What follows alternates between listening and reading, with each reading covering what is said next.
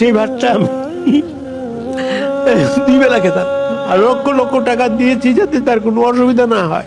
বের হয়ে যা, বের হয়ে যা, এটা আমার ভাষা।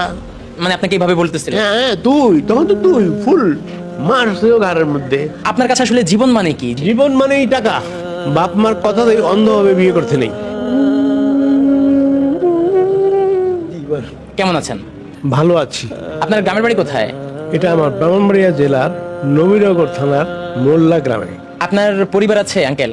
আমার পরিবারের সবাই আছে বলে আমার মনে হয়, কিন্তু তাদের কথাবার্তা আচরণে মনে হয় তারা যেন নাই। আঙ্কেল, আপনার ছেলে মেয়ে কয়জন? ছেলে একজন, মেয়ে দুইজন। নাম কি তাদের? জানুয়ারিতে থেকে তার বয়স হচ্ছে 37 প্রায়। নাম আমিনুর রহমান। বাংলাদেশ ঢাকা বিএলএর একজন ভালো ইঞ্জিনিয়ার, কিন্তু যাবে। আচ্ছা, আর মেয়েদের নাম কি, কি করে তারা? মেয়ে নসিন আঞ্জুম, ও চাকরি করে। আচ্ছা, আপনার বড় মেয়ে? মেট্রিক পাস করার পরে এখন লেখাপড়া করে বিজিবি কলেজে। তাহলে ছোট মেয়েকে এখনো বিয়ে দেননি? না না, বড় মেয়েকে বিয়ে দিয়েছেন? হ্যাঁ, জি জি। নাতি নাত করেছে? এক নাতি আছে। আচ্ছা কাকা, আপনার পরিবার আছে, আপনার ছেলে মেয়ে সবাই ঠিকঠাক মতো বসবাস করতেছে, কেউ দেশের বাইরে ভালো অবস্থানে আছে, কেউ দেশে জব করতেছে, শিক্ষিত পরিবার। তাহলে আজকে আপনি বৃদ্ধাশ্রমে কেন? মানে এই পরিণতিটা কেন, যদি এটা একটু বলতেন। এই পরিণতিটা আমি নিজেও বলতে পারবো না। মনে হয় আমার ওয়াইফ এর কারণ বিদেশি। বিয়ের সময় আমি বিদেশ থেকে আসছি, তারা বিয়ে করাইছে আমাকে, আমি জানিও না ঠিক মতো। কিন্তু মেয়েটা ছিল, চলাফেরা ভালো ছিল না তার। তখন প্রেমিকের সাথে সম্পর্ক, আর চলাফেরায় বোঝা যায় তার সম্পর্ক আছে। সে অনেকবার চেষ্টা করছে আমার সাথে বিয়ে ভেঙে দেওয়ার জন্য, তার বাবাও চেষ্টা করছে অনেকবার ভেঙে দেওয়ার জন্য।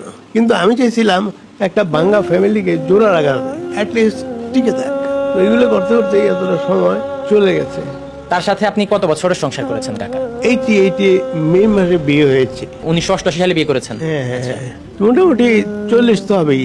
আপনার পরিবার, আপনার বউ, আপনার ছেলে মেয়ে সবাই ভালো আছে, ভালোভাবেই তারা তাদের লাইফ লিড করতেছে, জীবনযাপন করতেছে। কিন্তু আপনি শেষ বয়সে পরিবার ছাড়া আপনি বৃদ্ধাশ্রমে।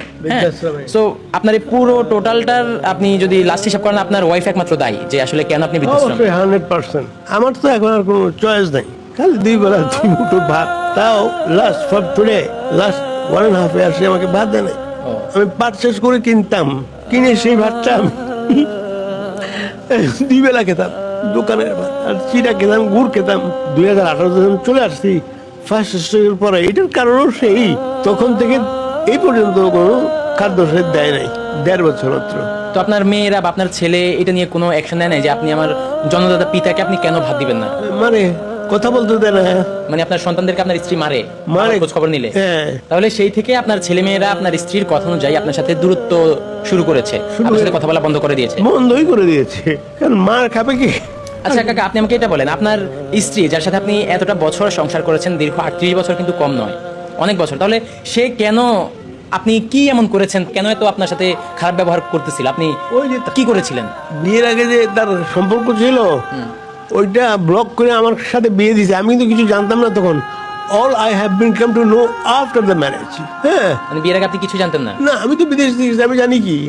যতটুকু জানলাম, বিয়ের দিন আমার আব্বা যে আংটিটা দিয়েছিল তাকে, সে মেরে মেরে আংটিটা খাটের নিচে ফেলে দিয়েছে। সে বিয়ে করবে না?